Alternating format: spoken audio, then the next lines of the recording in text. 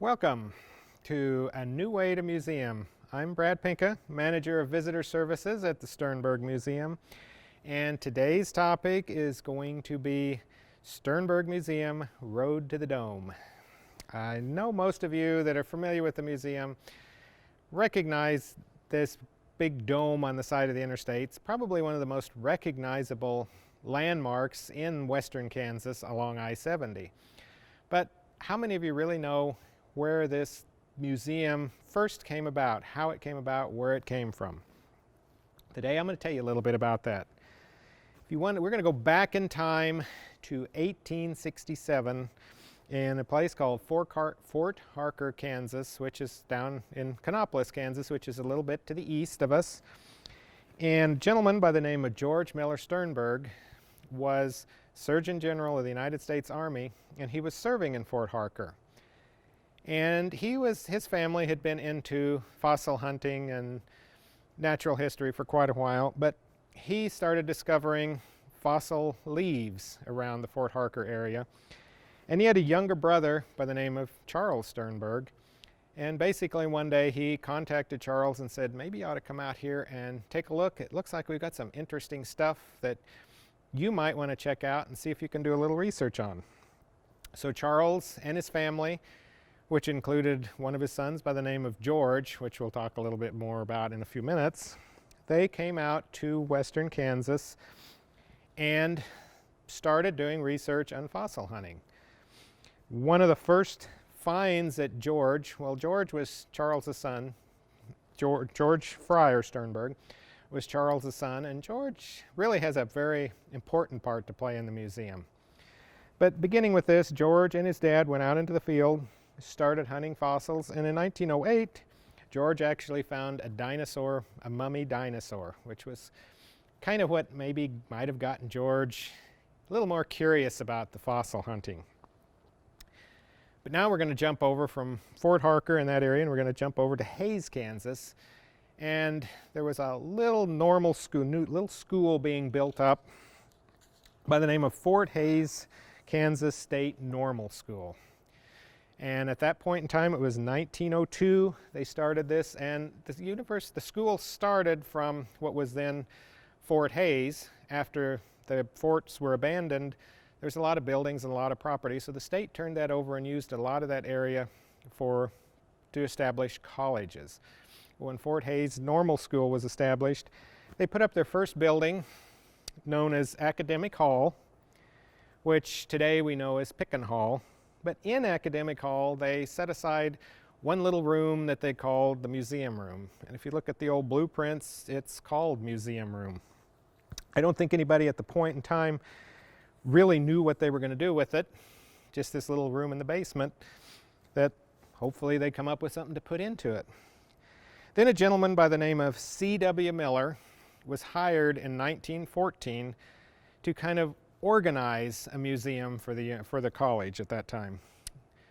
In its very beginning, the museum, which came out to be Sternberg, consisted of no more than just a bunch of taxidermy mounts scattered throughout offices, scattered into the library room of the building.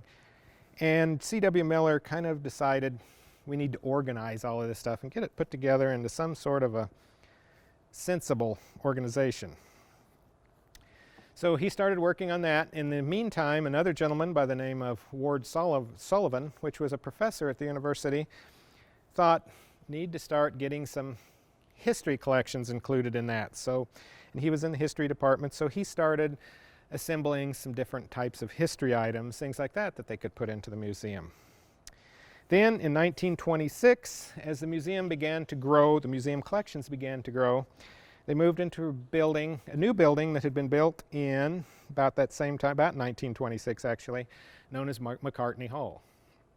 So they moved the museum into a small area of McCartney and ran it there for a few years. And then in 1933, George Sternberg came to work, Charles's son, as I told you earlier, and he was appointed as curator to help build up the museum. It was kind of George that really amassed the museum collections at the greatest. One nice thing about George Sternberg, and as I said, he was a fossil collector, and he and his father, Charles, collected all over the central United States into Canada. They collected a large number of fossils. As a matter of fact, now today you can find Sternberg fossils in museums all over the United States, in fact all over the world. But George's one thing that was good about him is anytime George found something that was a particularly nice fossil, his first thought was Fort Hays College.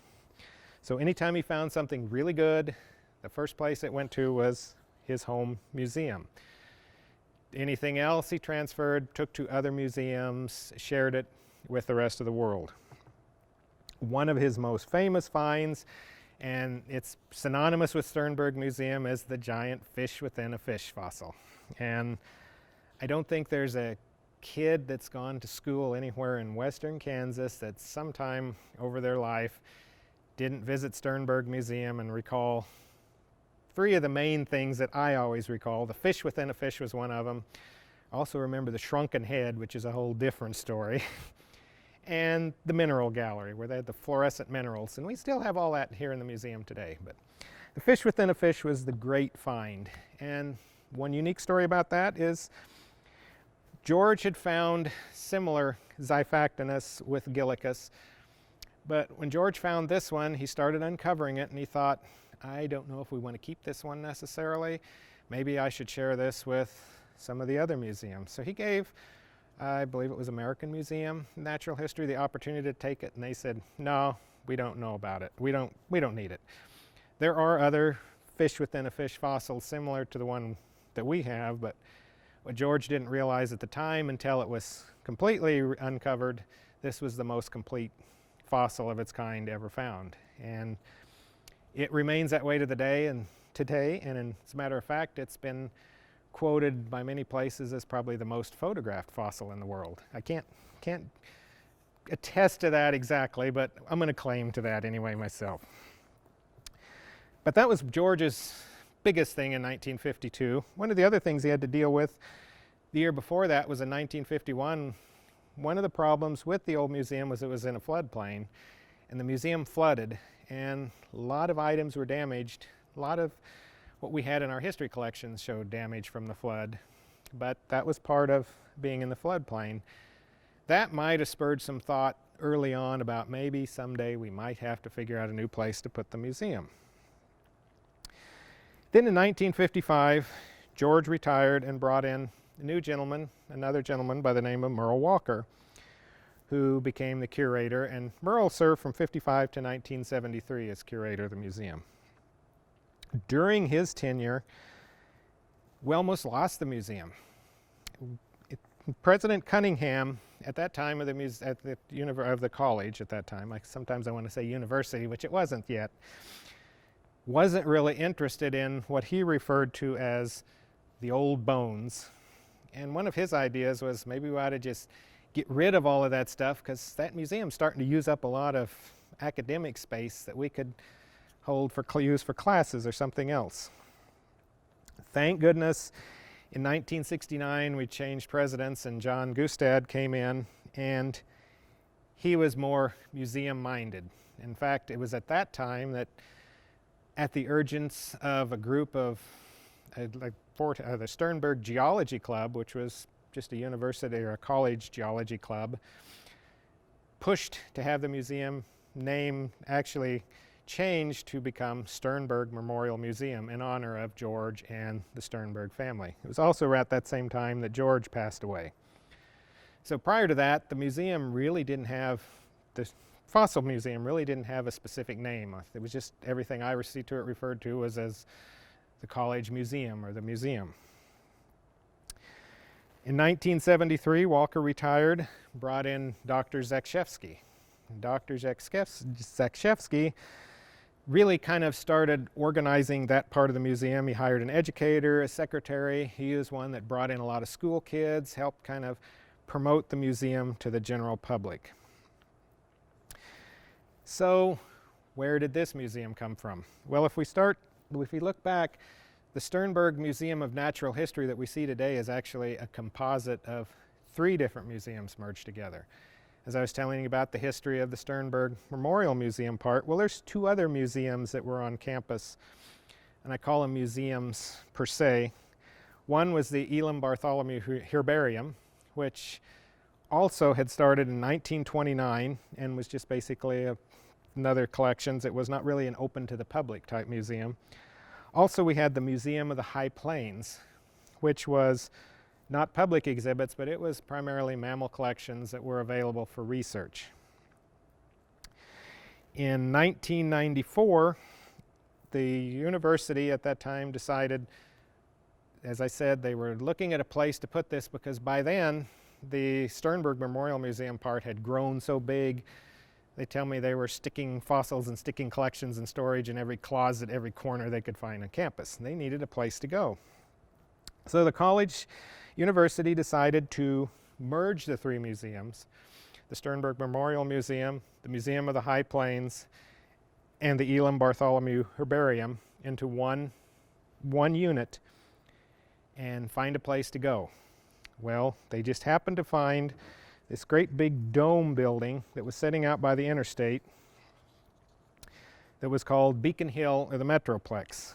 It had been built about 1983, 1984 as an athletic club, and I don't know, maybe they were a little before their time, but they never could get it to work, never could get it to function, so they ended up going broke. The building sat here empty.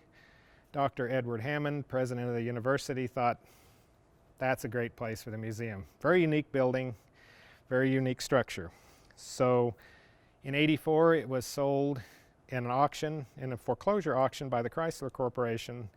So for $1, the university acquired this great big building. I guess $1 and a few other closing fees, which they tell me we spent a whopping $10 to acquire this. And then several million dollars later managed to complete the existing museum. So it's a lot more than just that initial dollar investment. It was also during that time that we decided, the museum administration decided to concentrate on natural history. Over the years, Sternberg, along with some of the other curators, had collected tons of historical collections, you name it, dish collections, guns, all of that. Eventually, a few years later, after Dr. Reese Barrick came in to be director, he helped to disseminate those collections back to where they really needed to go. But jumping back in time real quickly, after we acquired this building on March 13th, 1999, we opened the new museum in the big dome facility in the midst of probably following one of the biggest snowstorms Hayes had had in years. And I can remember that day myself because honestly, I think it was a good thing that we had the snowstorm because there were so many people. I remember the lobby was absolutely packed shoulder to shoulder. If we had had nice weather, we couldn't have accommodated them. It kept so many people home.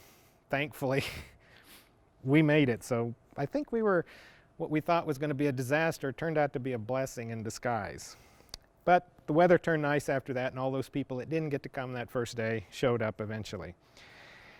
In 1994 also, Dr. Jerry Choat was named as a director, and he served from '94 to 2009. He was one of those that was responsible for helping to build the museum to the point that it is today.